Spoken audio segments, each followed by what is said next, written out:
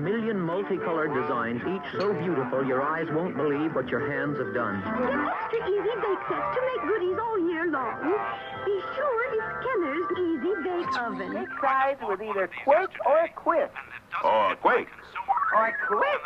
2 new cereals from Quaker. Sort of a breakfast cereal. The Electroshock Shooting Gallery by Mark. Squeeze off shot after shot with this electric rifle. Press the switch, it's a rapid-fire submachine gun. Reloads itself, too. And what a wild choice of targets. Bag a lion. Flying to hell. What's wrong?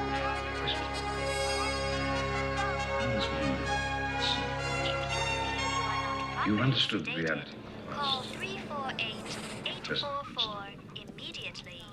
Failure to do so may result in prosecution for criminal drug evasion. How does one man settle? For more enjoyment and greater efficiency, Making consumption is being standardized. We are sorry. This is City Probe Scanner. We've run across some illegal sexual activity. It should be on your DTO screen now. Is telling you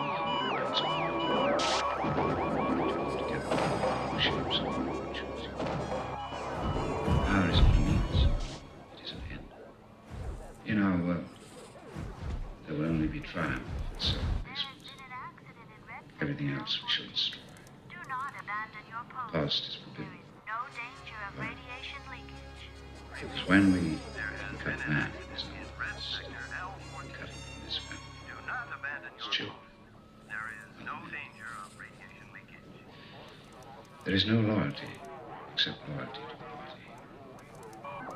There is no love except love of people.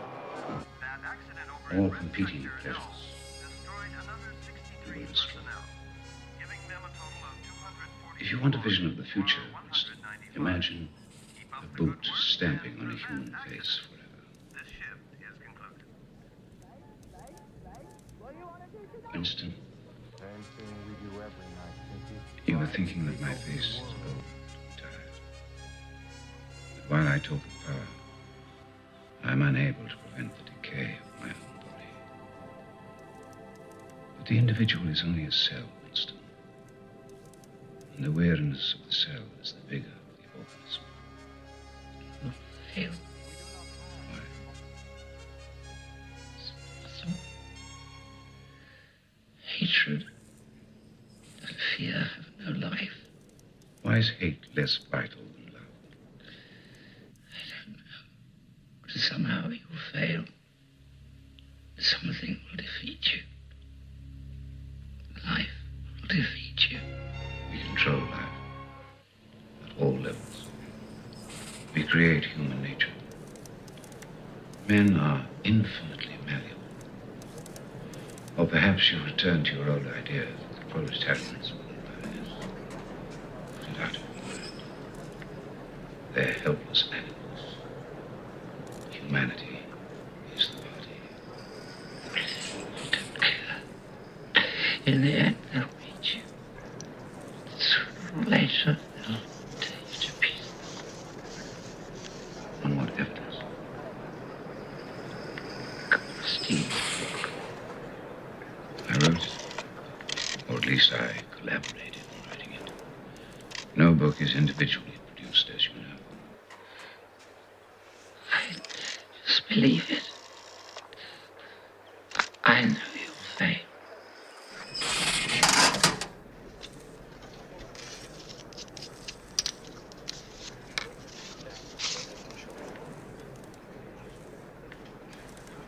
Back day one.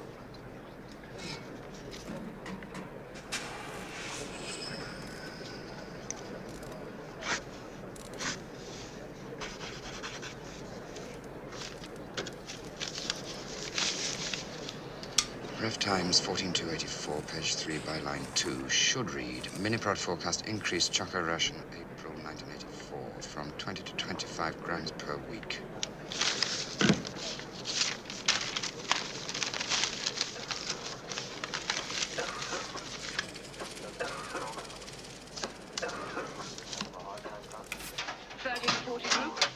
Take your places, please. Right. Let's see which one of us can touch his toes. Right over from the hips, brothers and sisters, please. 1, 2. Could you 1, be more 2. specific? 1, 2.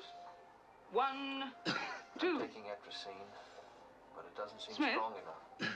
6079 Smith W. Concentrating. Yes, you. Bend over. You're not trying. Watch me. Bring it down. That's right. I just bought one of these yesterday, and it doesn't There, fit brother. my consumers. That's what I want. And the store doesn't have any of Anyone the other under kind. 45 is perfectly capable of touching his toes. I'm 39 and I've had 4 children. We don't all have the privilege of fighting in the front line. Remember our boys on the Malabar front. Think what they have to put up with. Something here. What's wrong? I can't understand. Could you be more specific? If you feel you are not properly sedated, call 348-844 immediately. Failure to do I have a hard time concentrating. You are a true believer. Blessings of the state. Please forgive me. Blessings of the masses. Thou art a subject of the divine, created in the image of man, by the masses, for the masses. Let us be thankful we have an occupation to fill. Work hard. Increase You have meddled with the primal forces of nature, Mr. Beale, and I won't have it! Is that clear? You think you merely stopped a business deal? That is not the case. The Arabs have taken billions of dollars out of this country, and now they must put it back! It is ebb and flow, tidal gravity. It is ecological balance. You are an old man who thinks in terms of nations and peoples. There are no nations. There are no peoples. There are no Russians. There are no Arabs. There are no third worlds. There is no West. There is only one holistic system of systems. One vast and immane, interwoven, interacting, multivariate, multinational dominion of dollars. Petrodollars, electrodollars, multi-dollars, Reichmarks, rims, rubles, pounds, and shekels. It is the international system of currency which determines the totality of life on this planet. That is the natural order of things today. That is the atomic and subatomic and galactic structure of things today. And you have meddled with the primal forces of nature. And you will atone. Am I getting through to you, Mr. Beale? You get up on your little 21-inch screen and howl about America and democracy. There is no America. There is no democracy.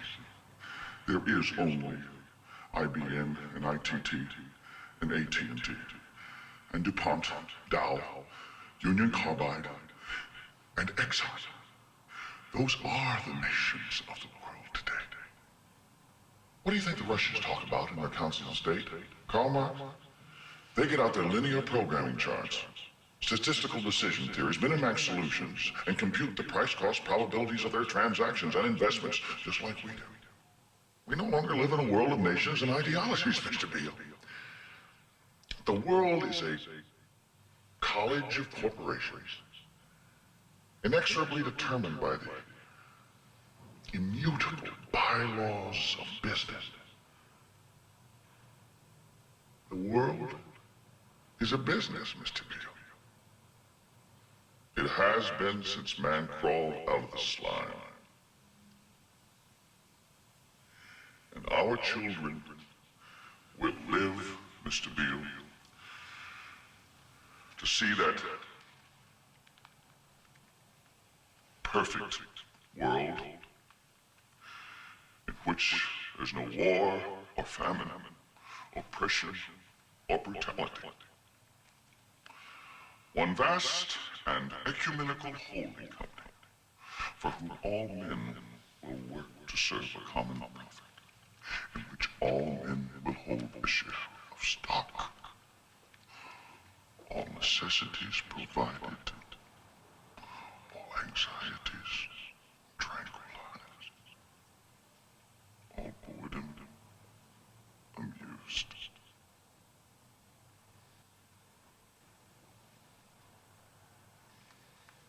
And I have chosen you, Mr. Beale, to preach this adventure.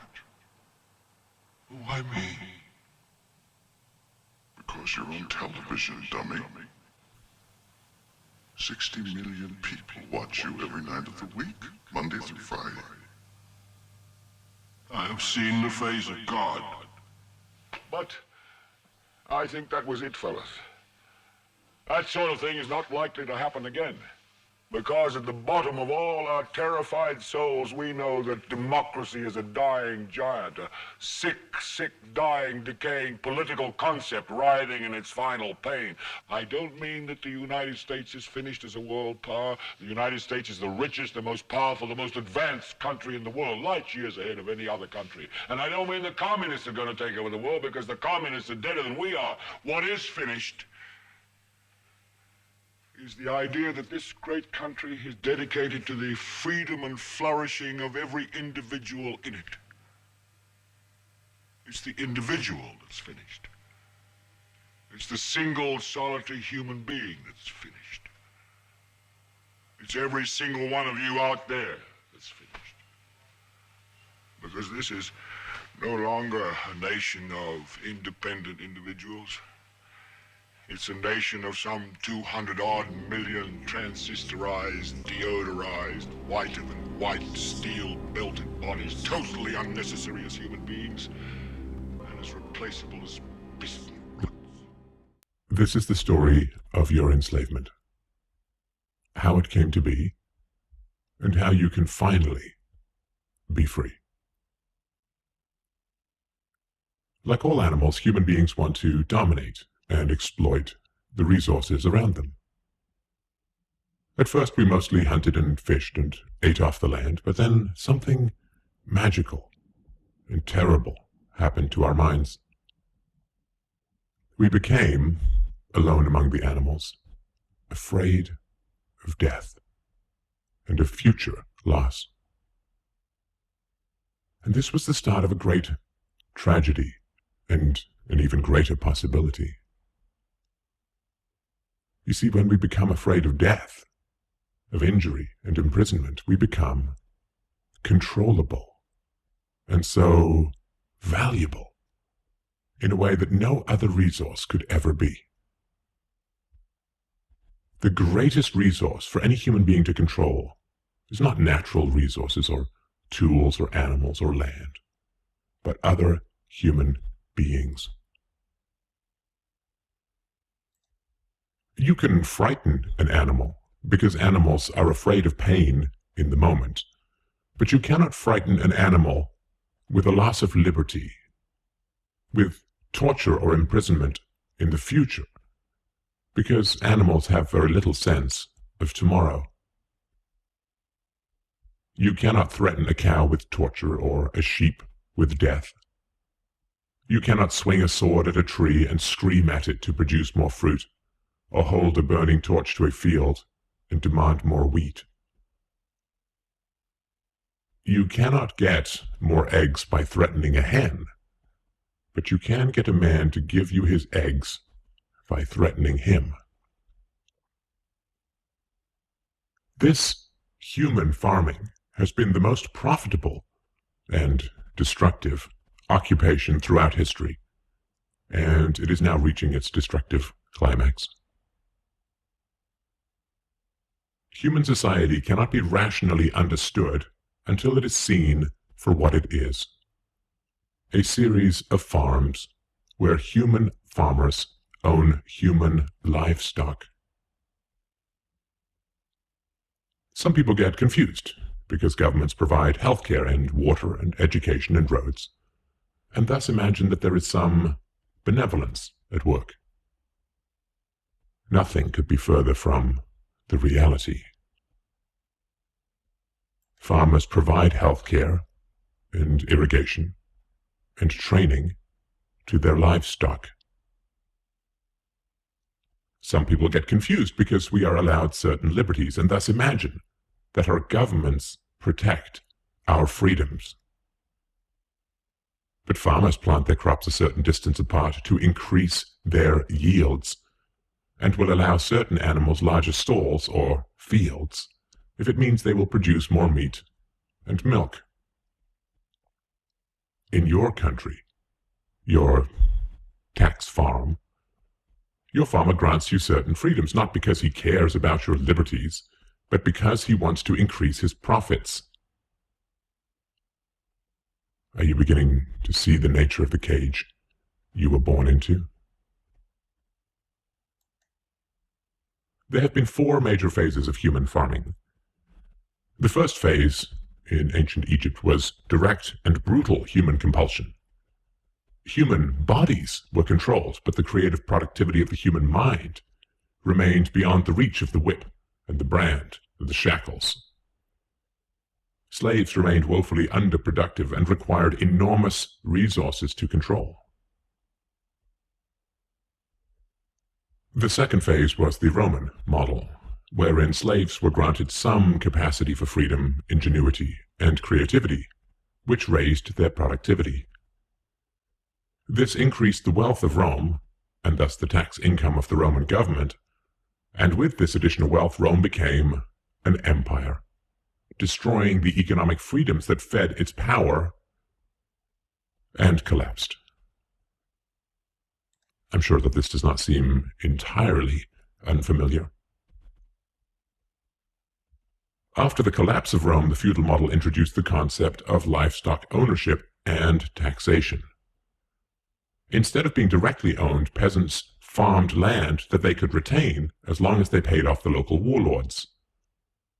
This model eventually broke down due to the continual subdivision of productive land and was destroyed during the enclosure movement when land was consolidated and hundreds of thousands of peasants were kicked off their ancestral lands because new farming techniques made larger farms more productive with fewer people.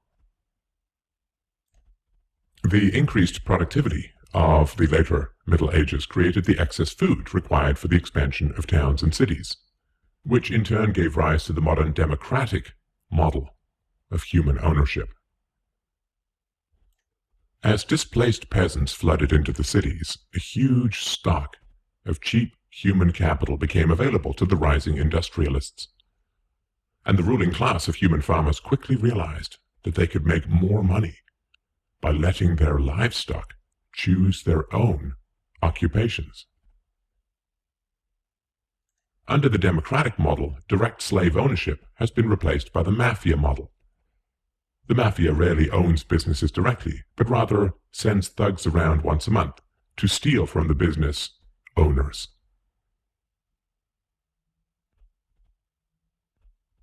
You are now allowed to choose your own occupation, which raises your productivity, and thus the taxes you can pay to your masters. Value this time in your life, kids, because this is the time in your life when you still have your choices. It goes by so fast. When you're a teenager, you think you can do anything, and you do. Your 20s are a blur. 30s, you raise your family, you make a little money, and you think to yourself, what happened to my 20s? 40s, you grow a little pot belly, you grow another chin. The music starts to get too loud. One of your old girlfriends from high school becomes a grandmother. 50s, you have a minor surgery. You'll call it a procedure, but it's a surgery. 60s, you'll have a major surgery. The music is still loud, but it doesn't matter because you can't hear it anyway. 70s, you and the wife retire to Fort Lauderdale. Start eating dinner at 2 o'clock in the afternoon. You have lunch around 10, breakfast the night before. Spend most of your time wandering around malls looking for the ultimate soft yogurt and muttering, how come the kids don't call? How come the kids don't call? The 80s, you'll have a major stroke. You end up battling with some Jamaican nurse your wife can't stand, but who you call mama. Any questions? Your few freedoms are preserved because they are profitable to your owners. The great challenge of the democratic model is that increases in wealth and freedom threaten the farmers. The ruling classes initially profit from a relatively free market in capital and labor, but as their livestock become more used to their freedoms and to growing wealth, they begin to question why they need rulers at all. Ah, well, nobody ever said that human farming was easy. Keeping the taxed livestock securely in the compounds of the ruling classes is a three-phase process. The first is to indoctrinate the young through government, quote, education. As the wealth of democratic countries grew, government schools were universally inflicted in order to control the thoughts and souls of the livestock. The second phase is to turn citizens against each other through the creation of dependent livestock. It is very difficult to rule human beings directly through force, and where it can be achieved, it remains cripplingly underproductive, as can be seen in North Korea. Human beings do not breed well or produce efficiently in direct captivity. But if human beings believe that they are free, then they will produce much more for their farmers. The best way to maintain this illusion of freedom is to put some of the livestock on the payroll of the farmer. Those cows that become dependent on the existing hierarchy will then attack any other cows who point out the violence, hypocrisy, and immorality of human ownership. Officers positioned Grant face first on the floor with one officer near his head, a second near his back, and a third officer standing nearby. There appeared to be a brief struggle. Then, a 2-year veteran BART officer stands, draws his weapon, and fires.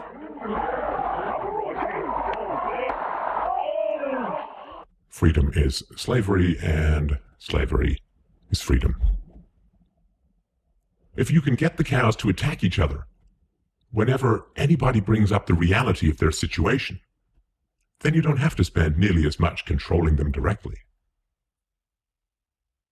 Those cows who become dependent upon the stolen largesse of the farmer will violently oppose any questioning of the virtue of human ownership, and the intellectual and artistic classes, always and forever dependent upon the farmers, will say to anyone who demands freedom from ownership, "You will harm your fellow cows." The livestock are thus kept enclosed by shifting the moral responsibility for the destructiveness of the violent system to those who demand real freedom. The third phase is to invent continual external threats so that the frightened livestock cling to the protection of the farmers. This system of human farming is now nearing its end. The terrible tragedies of modern Western economic systems has occurred not in spite of, but because of past economic freedoms. The massive increases in Western wealth throughout the 19th century resulted from economic freedoms. And it was this very increase in wealth that fed the size and power of the state. Whenever the livestock become exponentially more productive, you get a corresponding increase in the number of farmers and their dependents. The growth of the state is always proportional to the preceding economic freedoms. Economic freedoms create wealth, and the wealth attracts more thieves and political parasites, whose greed then destroys the economic freedoms. In other words, freedom metastasizes the cancer of the state. The government that starts off the smallest will always end up the largest. This is why there can be no viable and sustainable alternative to a truly free and peaceful society. A society without political rulers, without human ownership, without the violence of taxation and statism. To be truly free is both very easy and very hard. We avoid the horror of our enslavement because it is so painful to see it directly. We dance around the endless violence of our dying system because we fear the attacks of our fellow livestock. Try to take over the world. But we can only be kept in the cages we refuse to see. Wake up. To see the fun is to leave it. We do not have a democracy for enlightened beings.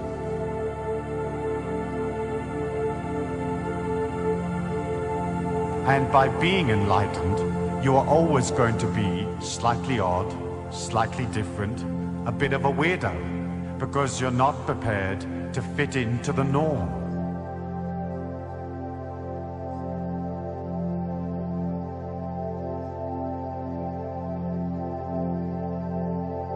You become what I call a fringe dweller, because TikTok drives you crazy. The oohs and the ahs of life drive you nuts.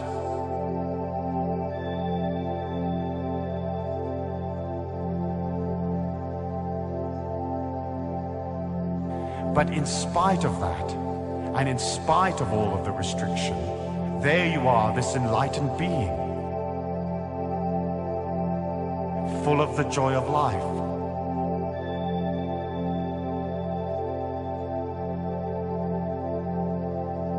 Full of the sensualness, the beauty,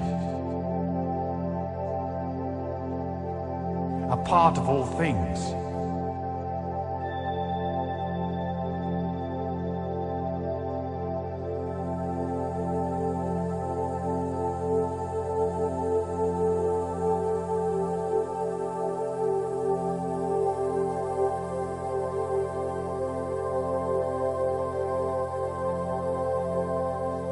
There's a gaiety to life. There's a carefree beauty. And as you begin to develop a philosophy of life that is carefree, you become this wonderful scamp.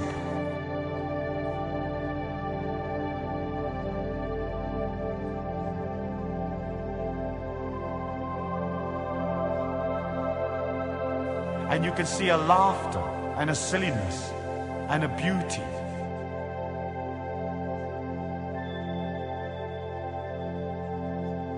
You can see the courage that is naturally inside your heart.